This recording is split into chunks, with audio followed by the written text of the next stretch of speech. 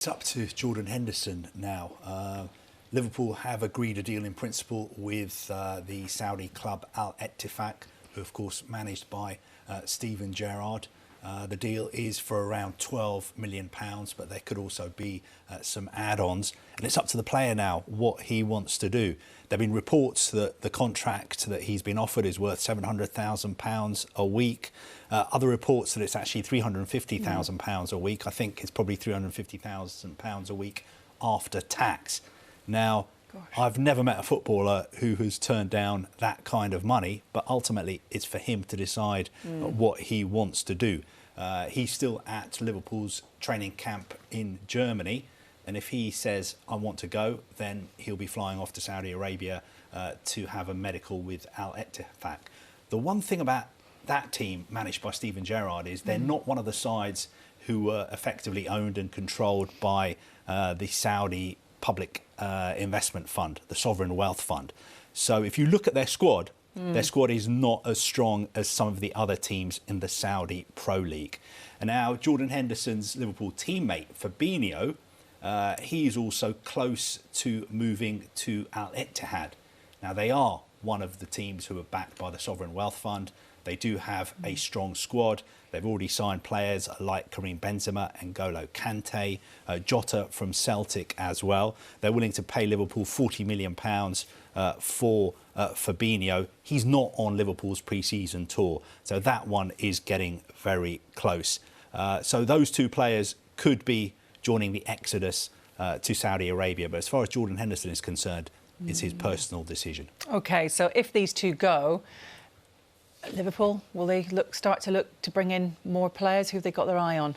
I think definitely. You know, a lot of midfielders have left Liverpool already this summer. They've brought two in. But if they're going to lose another two midfielders, then Jurgen Klopp is going to be saying, we need to bring players in. And I think the players they're looking at the moment, you know, they're players who are going to cost a lot of money. They're going to cost at least £15 million. I'm thinking of defensive midfielders like João Palhinha at Fulham. Also Romeo Lavia at Southampton, Czech Doucouré at Crystal Palace as well, who had a fantastic season at Selhurst Park last year. Those players, you know, it's one thing being interested in them and wanting to sign them. It's quite another thing doing deals with them, because they're very, very highly valued and they would cost a lot of money. There's also Ryan Gravenberch at Bayern Munich. We know about that. There's reported to have been interest in Calvin Phillips as well, and also Amrabat at Fiorentina. But those two I can't really see happening. But definitely, if Jurgen Klopp loses two midfielders, he's going to want to bring at least one defensive midfielder in. OK, another player potentially going to Saudi Arabia. How close is Riyad Mahrez to depart Manchester City? This one is almost done. He will be moving to Al Ahly in a £30 million deal. I think, first of all, they tried to get him on the cheap for around £18 million. There was no way Man City were going to let him go for that. But £30 million, that is close. He'll sign a 3-year contract worth about £500,000 a week. He should have his medical in the next few days. And looking back at his career, he's had an incredible time in the Premier League since he moved to Leicester, I think for just £450,000. Wow. He won the title at Leicester. He's won, 4 titles at Manchester City, the Champions League, FA Cups as well. So he's really done it all in England. Fantastic career. But he wants to go to Saudi Arabia. He's not going on Man City's tour of Japan and South Korea. So that one, I think, is almost done. So reinforcements, you think, necessary for Pep Guardiola? And what's the latest on their move for Joško Gvardiol? Well, conflicting reports about what's going on with Gvardiol. There have been some reports that a deal has almost been agreed and it's very, very close. This morning, I've been speaking to some of my colleagues at Sky Germany, and they have very good contacts at his club, RB Leipzig, and they are saying that as far as Leipzig are concerned, a deal is not close.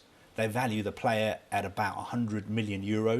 If he was to move for that, that would make him the most expensive defender in the world. That would be around £86 million. But Sky Germany telling us this morning, as far as Leipzig are concerned, there's still a chance that he may stay at the club. Now, that could just be a negotiating tactic. Maybe they want to get the news out there that they are not going to let him go on the cheap.